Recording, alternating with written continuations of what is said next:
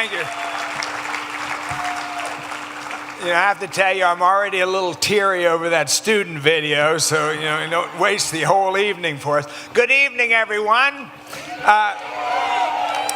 First, the good news. This is my notebook for the last 3 days, not my talk for this evening. And second of all, for those of you who had me as a professor, the word break for this evening is posh.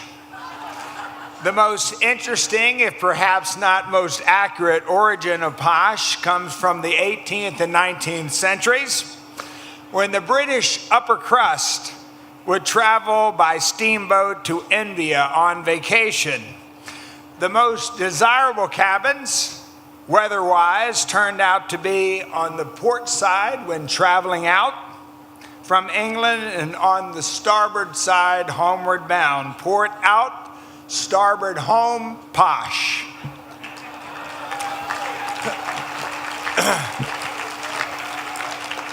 That is the etymology of the word. If you want the definition, simply look around at the magnificent setting of the evening.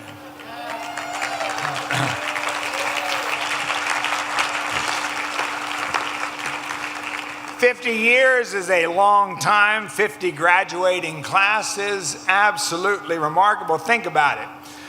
38 classes had already graduated when we became the Raymond A. School of Business in Raymond A. Mason School of Business in 2005. I'll get it right eventually.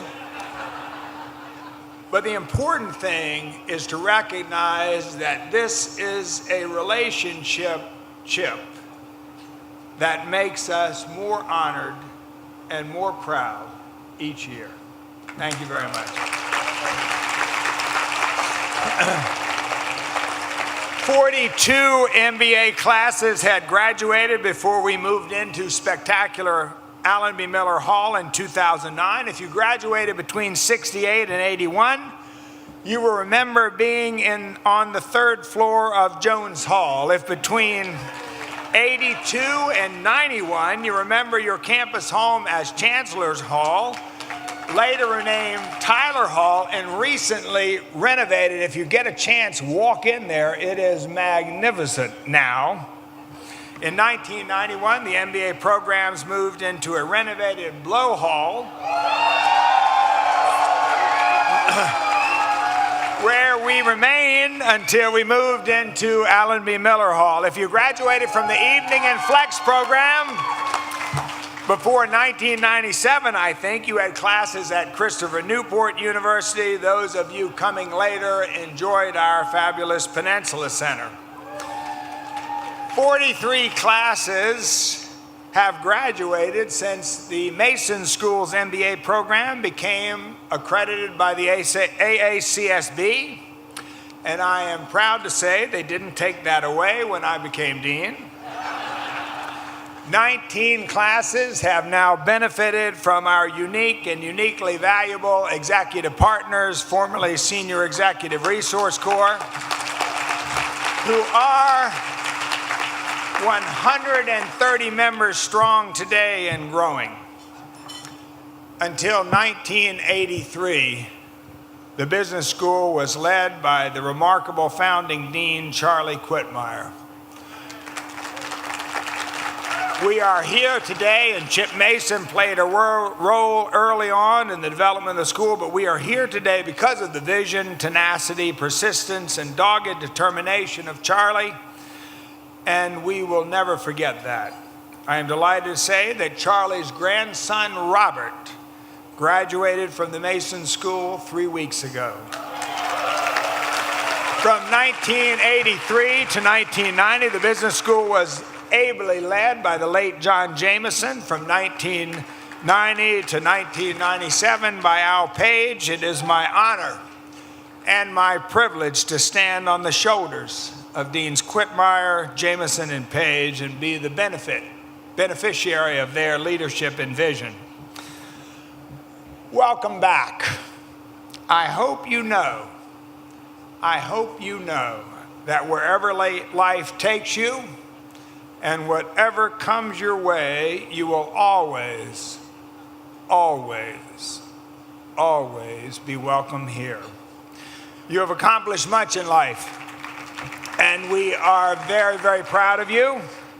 I am and have long been struck as much by the caliber and character of who you are as by the separately stellar things you have accomplished. In fact, meeting many of you as interim dean, and I'm very serious about this, meeting many of you as interim dean was what convinced me to put my hat in the ring for the position of dean after saying and sincerely believing that I was not interested in the full-time position. At orientation, I tell all of our students that our purpose as a business school is to prepare them for lives of principled achievement. And I tell our graduating classes each year that their sole responsibility as William & Mary alumni is to live a life of principled achievement. You are the inspiration for those sentiments. Think about it with me for a moment. Principled achievement, very simple words, but profoundly important and profoundly powerful. They will guide us in every decision we make, every single day. I believe that principled achievement is what has bound and distinguished the alumni of the College of William & Mary for over 324 years, and to my mind, it is the only foundation worth building our future upon. Living a life of principled achievement will ensure that our reach will always exceed our grasp, and it will induce a caring for others and a desire to make a difference for good. It enables us to look forward with hope, conviction, and confidence, and perhaps more important, it allows us to look back without remorse. We are William & Mary after all. We are William & Mary after all, where the first student-administered honor code was introduced in this country in 1779, so the order is precisely right. It is principled first and achievement second. I hope you've enjoyed our weekend thus far, and there is still more fun and excitement in store this evening. Thank you for coming back. Thank you for being who you are. And most importantly, thank you for being ours. We wanted to engage your hearts and mind this weekend to enable you to reconnect with each other and our remarkable faculty, our remarkable executive partners, our remarkable program staff, and we wanted to bring us all together to celebrate and reminisce. You are the source of our pride in our past, and you are the reason for our grand hope for our future. You know, many people have helped make this weekend so successful. Let me ask your classmates who are members of the MBA 50th Organizing Committee, there are 85 of you, please stand and allow us to thank you.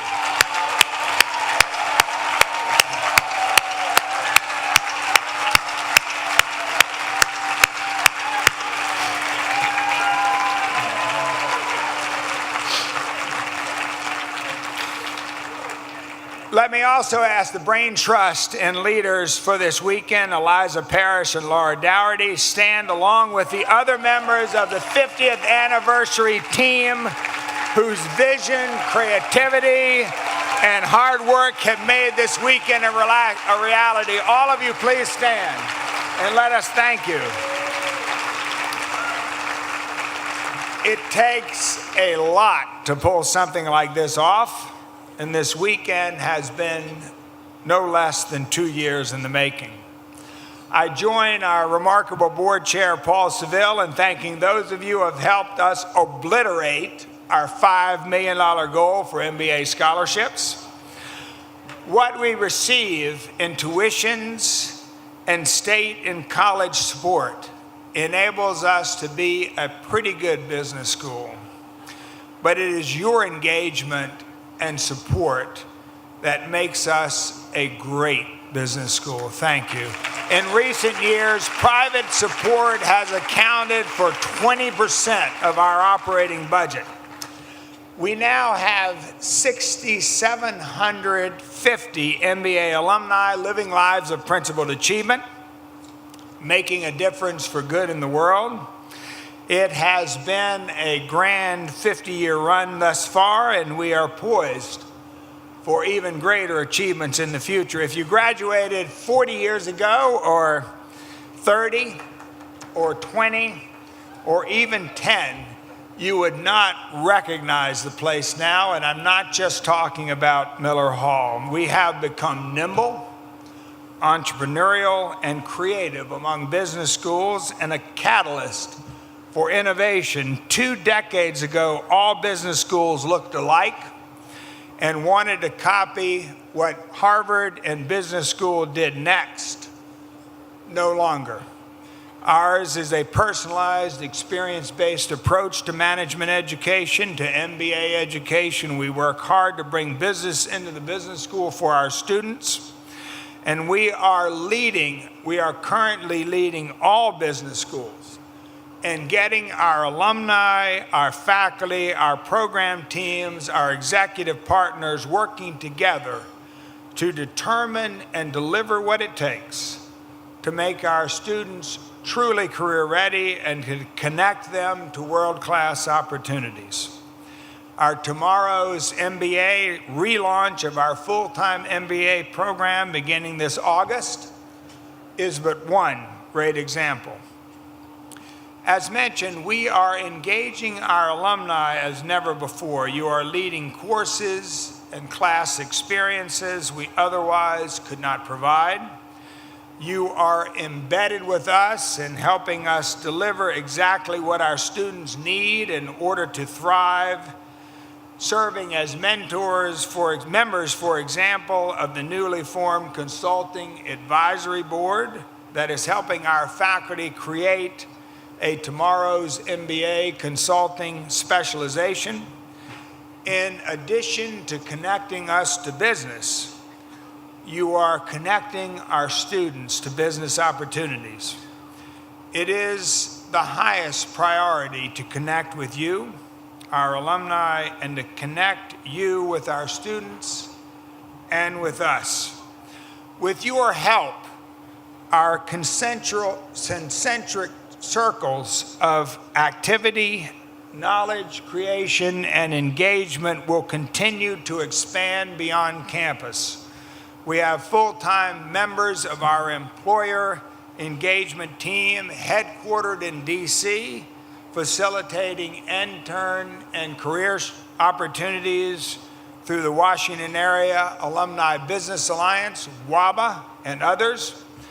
We join with the college in sponsoring alumni awareness and engaging activities in major cities like New York, Washington, D.C., Chicago, and L.A., and we have launched global immersion experiences that take our full-time, flex, and executive MBA students around the world.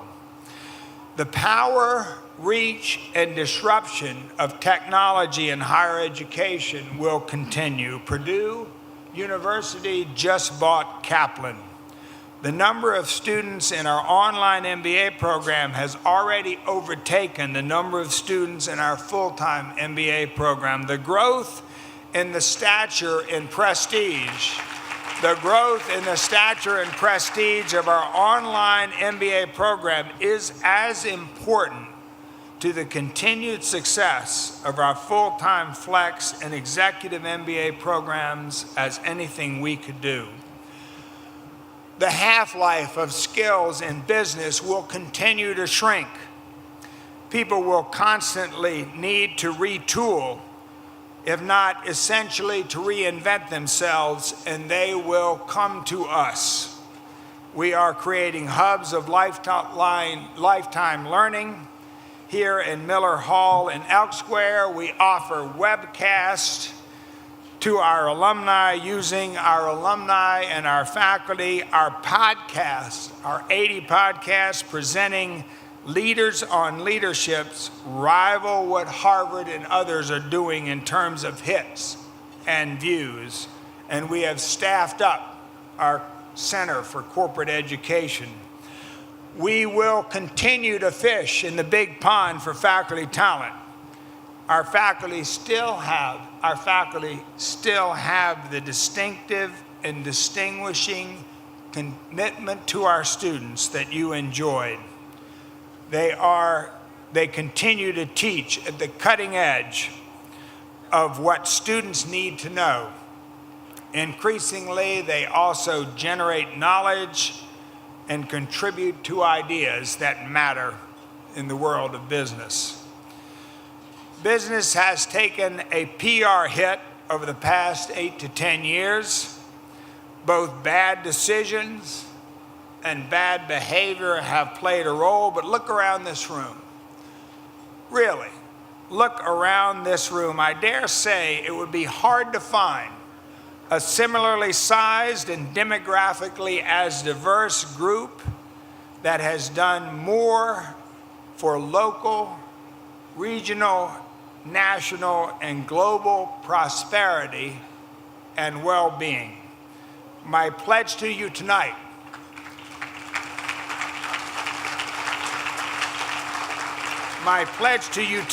is that we will continue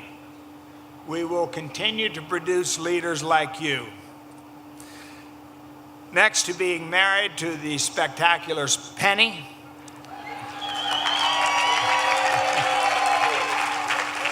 and father to Rachel and Evan, being your dean has been the greatest experience in my life. In addition